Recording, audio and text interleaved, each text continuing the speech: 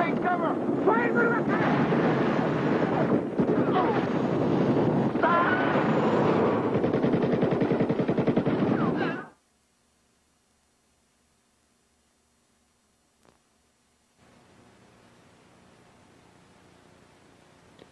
Good evening. Once again, we're brought together here for an opportunity to discuss the direction that this nation is moving towards. My name is Mark. I'm from Michigan.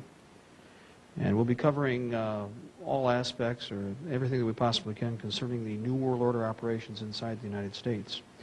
We'll be discussing the MJTF Police, FinCEN, United Nations Combat Forces inside the United States, and the conversion of the United States into an asset for the United Nations.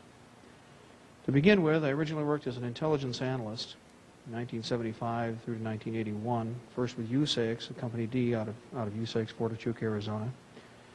From there, moved on to 5th U.S. Army Intelligence Center, where I worked both as an intelligence analyst and as a counterintelligence coordinator. Later, through the 80s, up until present time, I command two both 2nd and 3rd OPFOR brigades, which are special warfare units that train U.S. military forces in foreign warfare and tactics. We're going to start out with the MJTF Police and where it came from, what its original mission was, what its mission is now. Through a series of political actions that started around approximately March of 1989, the federal government extorted resources from most of the states, in fact all 50 states simultaneously, within a 2-week period, passing laws in every state authorizing the use of federal funding to convert local and state forces into national police forces. The MJTF Police Multi-Jurisdictional Task Force is in virtually every state of the Union of the United States at this time. Its primary mission is house-to-house search and seizure, separation and categorization of men, women, and children in large numbers, the transfer to detention facilities, and the use of those facilities for interrogation purposes. The MJTF are regular National Guard, local law enforcement, and street gangs converted to National Police Services. Remember that this was originally organized under George Herbert Walker Bush. We all know, of course, now that President Clinton has proposed a national police force. This is simply another name, in fact, an overt name, for the MJTF Police. Now, the motto for the MJTF Police is that they are the velvet glove on the iron fist. Anybody who's familiar with some of the speeches that have taken place, ex-President Reagan spoke in England here approximately 2 months ago and commented that the United Nations forces would be the velvet glove on the steel fist. This is a very popular phrase. It has been used extensively by these people that are within the New World Order operation. I don't know how you feel about this, but anytime I've been hit with an iron fist, I usually don't feel too good, and a velvet glove doesn't make much difference. It should be noted that most of the resources are being drawn from, again, federal fundings to our regional governments.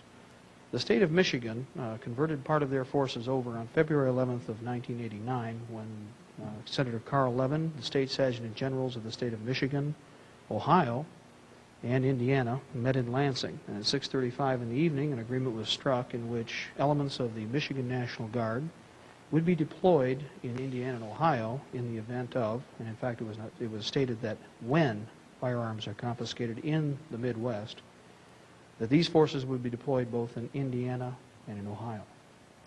Indiana and Ohio would then provide 50% of its Guard forces to police the Michigan area under the MJTF police guidelines. Approximately 3 months after the arrangement was made through the Department of Defense in conjunction with other agencies, some of them unknown at this time, the state of Indiana backed out of the agreement. When this took place, the federal government, through a series of funding coordinations, withdrew resources from the state of Indiana. They had to restructure part of their Guard mechanism, and in the process were able to maintain a good portion of their original integrity concerning their preparedness strength for Guard forces. 3 battalions had to be restructured at that time. Now, the MJTF police are supplied and supported through strategic reserve aircraft that have been transferred to their resource. They will convert almost all of the existing local police agencies to national police forces after they've rifted personnel that they do not consider trustworthy. And they will also incorporate street gangs. Now, if anybody has seen the guidelines, and we have copies of both, the original stated that house-to-house search and seizures would be performed by military, law enforcement, and civilian personnel. Now, we all know who the military are. That's anybody in a green uniform or a blue uniform with the Army, Navy, Air Force, Marines, Coast Guard. We understand that those would be people in the National Guard, Reserve, and active military forces. We know who law enforcement is. These are the constables, the individuals that you have at your local level, all the way up to and including our secret police in the United States, such as the FBI, Central Intelligence Agency, and other agencies that might be at their disposal, Defense Intelligence Agency, etc. Who are the civilians that were going to come into your home? I don't recall there being any guidelines for that in the Constitution. If anybody has listened to National Public Radio, you will note that on several different occasions, specifically the 10th month of 1992, it was announced, and in fact there was a one-hour special program on National Public Radio about converting the street gangs to law enforcement agencies. We had been talking about this for years prior to its action. We knew that there were preparatory activities taking place. But through these activities, a truce was signed by most of the large gangs in the city of Los Angeles. At the time, there were negotiations in process in Chicago, and this was also taking place in New York. Since the initial actions, a full agreement has been signed in Los Angeles, and both the Crips and the Bloods are now being trained, equipped, and uniformed with federal funding through California. Chicago has finalized this agreement last week. New York is in the process of doing so sometimes in the next few weeks, and we can assume that they will do this very quickly. These forces will be the cannon fodder, the Schützenhauptmann. Their mission is to be the forefront, the master forces to come through the door. Remember that the average federal agent makes anywhere from $47,000 to $57,000 a year. He's more or less looking at his pension. He's not concerned with risking his life, especially if he can find someone to throw in front of him as a sandbag. That's the mission of these group forces that are being organized. Since last I spoke, probably the best example, I'm sure that everybody listening here has heard about Waco, Texas. These forces that were on the ground, to give you the best example, were not effective fighting forces.